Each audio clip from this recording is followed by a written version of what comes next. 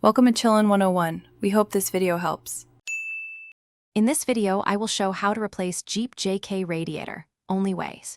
First, drain the coolant into a safe container and dispose of it properly.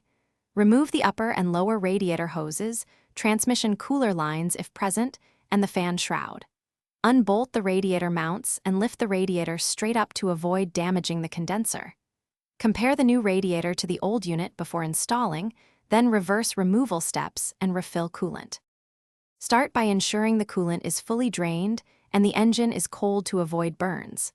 Loosen clamps and detach both upper and lower hoses, catching drips with a pan. Disconnect any transmission cooler lines with a flare nut wrench to prevent damage.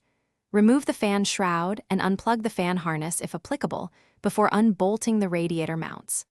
Lift the radiator straight up and out once all fittings are disconnected. Place the new radiator into position and ensure it seats evenly on the mounts to prevent leaks. Reattach transmission cooler lines first, then secure upper and lower hoses with fresh clamps. Reinstall the fan shroud and reattach electrical connectors, then reconnect the battery. Fill the system with manufacturer-recommended coolant and run the engine with the heater on to bleed air pockets.